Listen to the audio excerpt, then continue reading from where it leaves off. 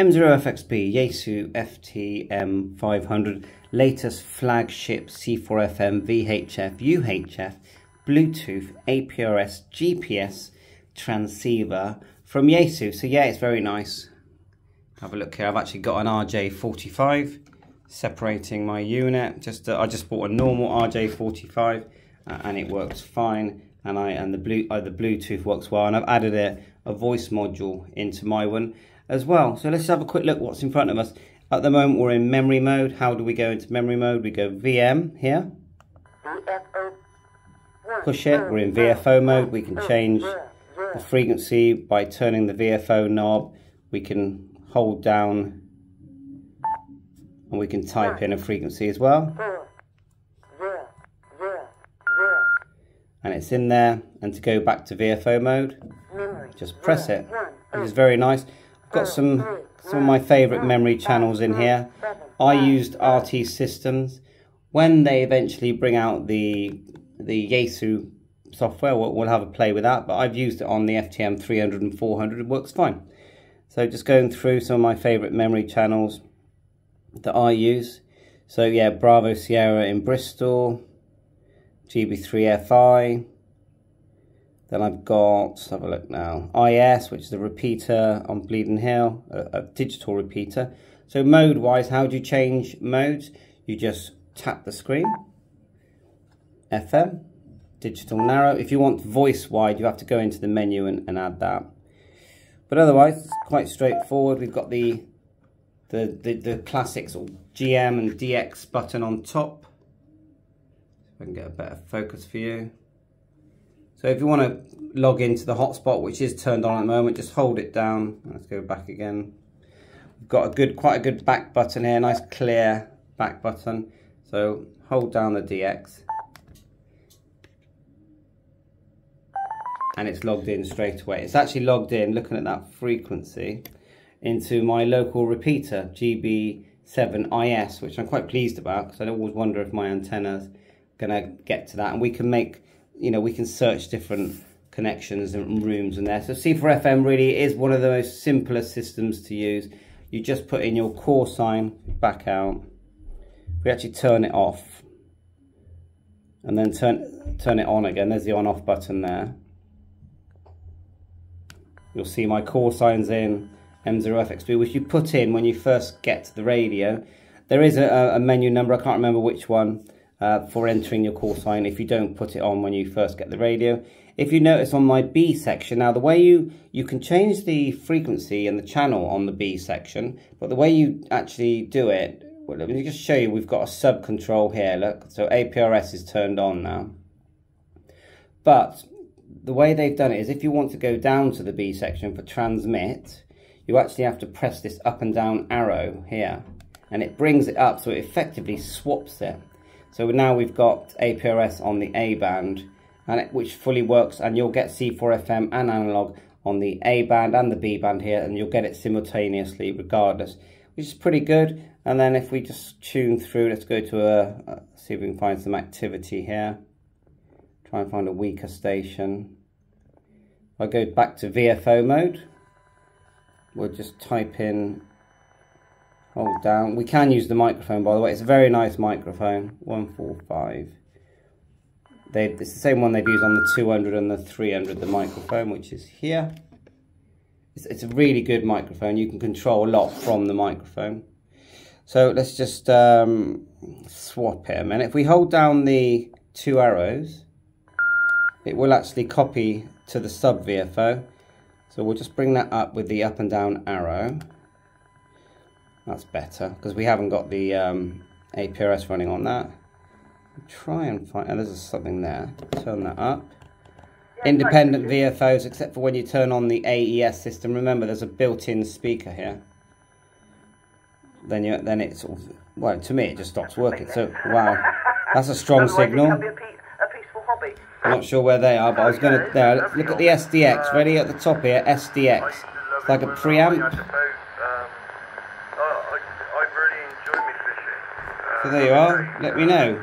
After the boat, I sold Is it a gimmick? Does it actually work? I can remember time. That's off. You'll laugh it is. That's all. You get this nice white LED. I mean, it's a beautiful looking radio, there's no doubt about that. The touch screen works well, the screen's a nice size. It's not, you know, the screen on the 400 is definitely bigger. So, of course, we've got Bluetooth, we compare that. Now, PMG mode, that's quite a big one. So we go back into memory for now. Push PMG here at the top. Now, you've got PMG manual and PMG auto. If I hold down the large VFO, that's manual. So you'll manually select your different PMG memories. To put them in, when you're on something you're listening to, so if I come out of, go back to normal mode, and let's say I want to put GB7IS into PMG, you just hold it. And it just adds it. And then to turn on PMG, you just press it. And you'll find that GB3IS is now one of them. Now if we hold it down, now we can just tap one of them, but if we hold it down and go to auto, let's hold down the large VFO. Then when we tap, it puts it on the B band, which is pretty good, and it will auto scan that as well. Quite like that. Come out of PMG for now. DISP on the top. We're into the scope. And if there was activity there, you'd see it here. You can tap it. And it puts it there at the bottom as well. So yeah, that's nice. It's quite a basic scope, really. So VFO memory right, that's nice and easy. If you go to VFO mode, press VFO, come out of scope, push the DISP. So all you do is, say you want to save that, you just hold down the VM button. Select the number channel you want it to go to, press the function button and click write.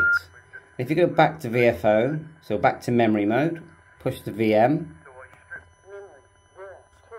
Go to the number we just saved, which was 28, with the large VFO. Hold it again, and if you turn to the same channel we just created, push the function button. And you can go to edit, give it a name, whatever you like, quite a long name as well. Hold it down. Then 2 clicks down with the function button, click OK, and it's in there, and OK again. That's how you do your memories. Nice back button. You've got the band button here. If you go to VFO, push the V. You just cycle through your bands. Look, 220 there. We're in Europe mode. Look, did you notice that? That was 108 there. I'm not really sure how low it goes. It gets airband. I don't think it gets broadcast frequencies. I don't know why they haven't put that in there, but you can see it's got AM there. Band, PW, then you've got separate volume, and for squelch, you just press the volume and go up and down with the squelch. That's nice and simple. The other thing is, with the main function menu, you hold down the function, and there's over 100 menus. The quickest way to go through them is actually to turn the lower sub-dial here, this one here, because it will scroll through the blue titles. And I find that even quicker than using the grid system, which you can bring back, but I don't think you need it. Now, audio-wise, see if I can find the, where is it? Front speaker, mute, record. Let's try that one. No, you can, I've got to remember myself now how to get into the AESS system. Well, you're basically choosing front speaker, main housing speaker, etc, and you've got an equalizer in there as well. So that's generally an overview. It does do DTMF, although I have been watching some videos from Ham Crusader, and he's saying that the DTMF tones aren't correct, but he's doing further tests on that. DTMF, Bluetooth, which works okay. I use the SSMBT Yaesu earpiece that they've made. They're only about £25. Go back to memory. That means auto dialer for DTMF there. 3, 2, 5. Yeah, I put in the voice unit. APRS to me works fine. So I can go back into an APRS channel. So you need the A12 to show like it does there, so let's swap it. hold down the 2 arrows. And now on the B section, you'll get your APRS. And then there is a shortcut system here. You go F menu, that's just shortcuts. You choose what's in here. So if you go back, go to your main menu. Let's say we go to APRS. Choose something we use a lot. Let's say modem on. Hold the function button. And then we can put it there. So now if we back out a couple of times, short press the function. And there it is there. We have it as a shortcut. And that's definitely handy. See my SDX is still on. So we're just waiting for some activity to come through. We can look at the list, the messages that have been coming through. So we'll go to, let's have a look now. We can again create a shortcut if we want. That's Beacon TX number 85. Message group, message position set. Yeah, you can choose if you want to be GPS or not. Let's have a look now. Station list, they are, look. Station list, choose one that's come in, and there's one that's come in, look. And you scroll through with the function of the extra information. You've even got some location data there. It looks very nice on the screen. One thing I like is if you hold down the function, go to display at the top, display mode, push the function, and look. You get all, I mean, I haven't even got a lock and it looks great. And you still get your A and B look there as well, which I quite like. Go back, hold it again, do a different function, display mode they call it. Do backtrack, you can start doing all your location stuff.